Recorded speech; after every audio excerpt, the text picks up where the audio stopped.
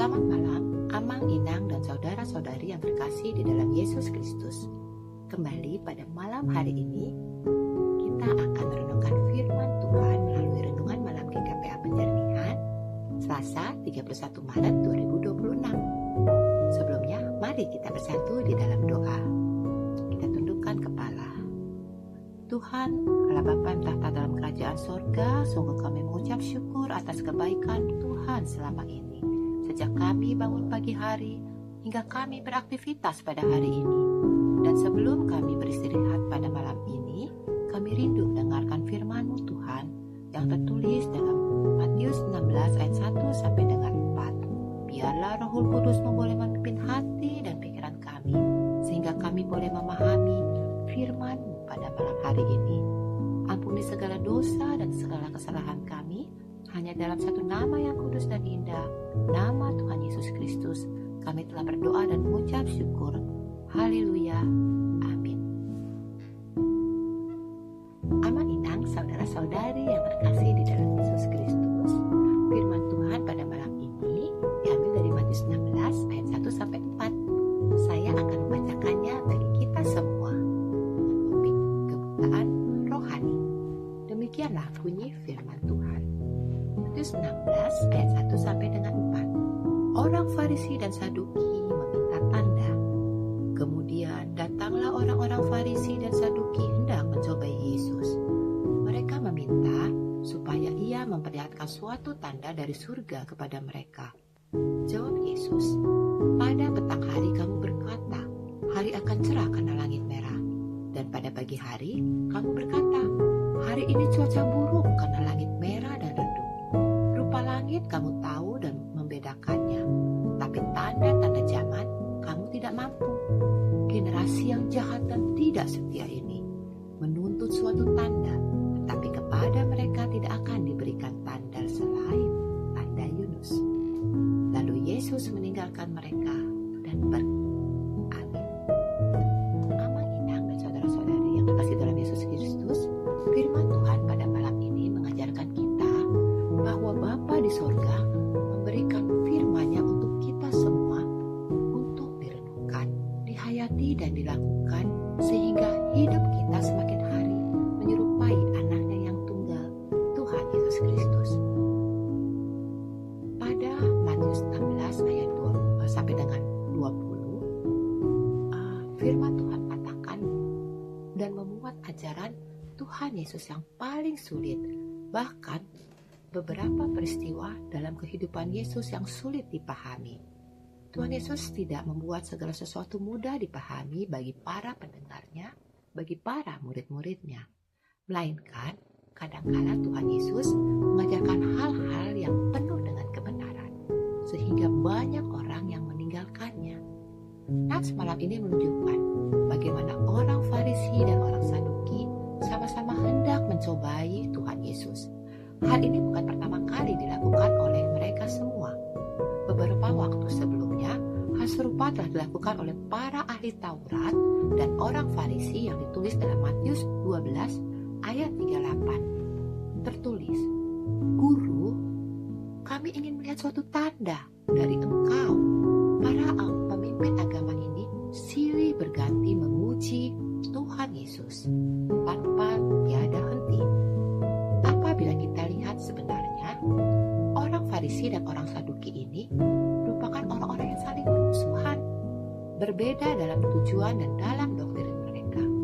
Satu-satunya yang tertulis bahwa orang Farisi dan Saduki bergabung adalah di Matius 3, ketika mereka sama-sama mendekati Yohanes Pembaptis di padang gurun Yudea.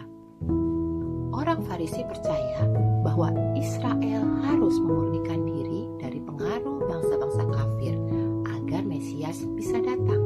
Sedangkan orang Saduki percaya bahwa Israel harus memelihara stabilitas keamanan dengan sekelilingnya, dengan bangsa-bangsa di sekitarnya, dan menciptakan kesejahteraan di dalam Israel. Kisah Rasul pasal 23 ayat 8 mengatakan bahwa orang-orang Saduki menyatakan tidak ada kebangkitan dan tidak ada malaikat ataupun roh. Tetapi orang-orang Farisi mengakui semua itu. Namun Matius 16 ayat 1, mereka bisa kompak. Mereka sama-sama mencobai Tuhan Yesus dan mereka akrab dalam melawan Tuhan Yesus. Mereka memiliki musuh yang sama dan sama-sama hendak menjatuhkan Tuhan Yesus. Bahkan apabila ada kesempatan, mereka hendak membunuh Tuhan Yesus. Mereka hendak menjatuhkan Tuhan Yesus dengan pertanyaan-pertanyaan menjebak. Untuk apa? Untuk mempermalukan Tuhan Yesus agar wibawanya turun di mata orang banyak. Mereka meminta agar Tuhan Yesus memperlihatkan tanda yang menunjukkan bahwa Dia adalah Sang Mesias. Kebutaan rohani, pikiran dan hati mereka. Mereka tidak dapat melihat tanda-tanda yang telah Tuhan berikan dan kerjakan selama ini. Kepicikan hati dan pikiran membuat mereka menolak tanda-tanda yang telah diberikan oleh Tuhan Yesus. Bukankah Tuhan Yesus telah menunjukkan tanda-tanda yang menurut para pemimpin agama ini diperlukan untuk menunjukkan bahwa Tuhan Yesus adalah Mesias? Matius 15 mencatat bahwa Tuhan Yesus telah melakukan begitu banyak mujizat, mulai dari menyembuhkan anak perempuan Kanaan yang kerasukan setan, menyembuhkan banyak orang sakit, bahkan memberikan makan ribuan orang dari 5 roti dan 2 ikan, dan masih sisa. Namun dalam Matius 16 ayat 2-3, Tuhan Yesus mengatakan bahwa orang-orang Farisi dan Saduki ini dapat membaca tanda-tanda langit untuk mengetahui apakah hari hujan atau tidak. Hal-hal kecil dapat mereka ketahui dengan rinci, tapi mereka gagal untuk melihat tanda-tanda zaman yang dinyatakan melalui kehadiran Tuhan Yesus. Tuhan Yesus datang ke dalam dunia untuk menggenapi nubuat Nabi Perjanjian Lama. Dia tidak menunjuk dirinya sendiri, namun justru Nabi dalam Perjanjian Lama lah yang memperkenalkan Tuhan Yesus kepada bangsa Israel, yaitu Yohanes Pembaptis.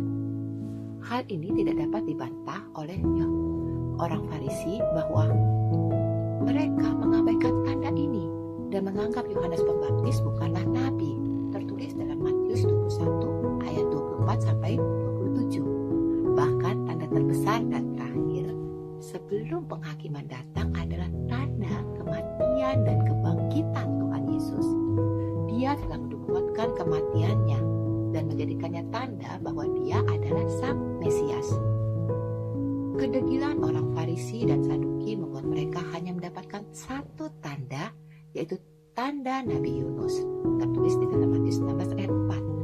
3 hari 3 malam Nabi Yunus berada di perut ikan. Demikian juga Tuhan Yesus. 3 hari 3 malam Tuhan Yesus berada di dalam perut bumi, dan pada hari ketiga Tuhan Yesus bangkit, menunjukkan kemenangannya kepada semua orang bahwa Dia adalah Sang Juru Selamat untuk menebus dosa umatnya yang ada di dunia ini. Jika seseorang tidak dapat melihat keselamatan melalui Tuhan Yesus, maka orang tersebut akan berakhir dalam kegelapan. Orang Farisi dan Saduki menjadi gambaran dari umat Tuhan yang palsu dan munafik, umat yang tidak setia dan tidak henti-hentinya melawan Tuhan. Amang Inang dan saudara-saudari terkasih, akankah kita mau menjadi seperti orang Farisi dan Saduki? Kita tidak berhak menentukan tanda-tanda apa yang kita butuhkan. Kita tidak berhak menentukan kebenaran apa yang harus diungkapkan kepada kita agar kita bisa percaya. Marilah kita percaya dengan iman yang tetap dan tegas kepada Tuhan Yesus, bahwa Dia adalah anak Allah yang telah lahir, mati, dan bangkit pada hari yang ketiga. Kita percaya bahwa Tuhan Yesus sesuai dengan isi kitab suci yang telah disampaikan kepada kita. Dengan iman, kita percaya bahwa Tuhan Yesus, walaupun tidak kita lihat, itu adalah juru selamat kita. Tertulis dalam Ibrani 11 ayat 1 bahwa iman adalah dasar dari segala sesuatu yang tidak kita lihat dan tidak kita harapkan, serta bukti dari segala sesuatu yang tidak kita lihat.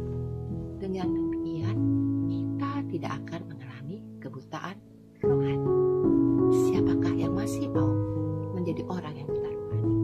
Mari kita imani bahwa Tuhan Yesus adalah juru selamat kita yang beberapa hari ke depan akan kita peringati sebagai hari Paskah Tritunggal yang harus kita percayai. Demikianlah firman Tuhan pada malam hari ini. Mari kita bersatu di dalam doa untuk menutup renungan malam hari ini. Mari kita berdoa. Bapa yang di dalam sorga, terima kasih Tuhan untuk malam ini yang mengajarkan kami bahwa Tuhan Yesus telah mengalahkan kuasa maut melalui kebangkitannya, agar kami dapat setia mendengarkan firman Tuhan dalam setiap kehidupan kami, serta melakukannya dalam kehidupan kami setiap hari. Tolong kami supaya kami tidak mengeraskan hati, mau membuka diri kami kepada Tuhan Yesus. Jagalah iman kami sehingga kami tidak menjadi seperti orang Farisi dan Saduki yang meminta tanda di tengah-tengah karya ajaib Tuhan Yesus. Berkati umat-Mu pada masa-masa prapaskah ini, sehingga kami dapat memaknai pengorbanan anak yang tunggal di kayu salib untuk menebus dosa kami, umat-Mu yang berdosa. Biarlah Roh Kudus-Mu boleh memampukan kami untuk dapat melakukan itu semua. Sekarang kami akan beristirahat. Biarlah Tuhan boleh menyertai kami dalam istirahat kami. Ampuni segala dosa dan segala kesalahan kami. Dalam nama anak yang tunggal Tuhan Yesus Kristus kami telah berdoa dan mengucap syukur. Haleluya.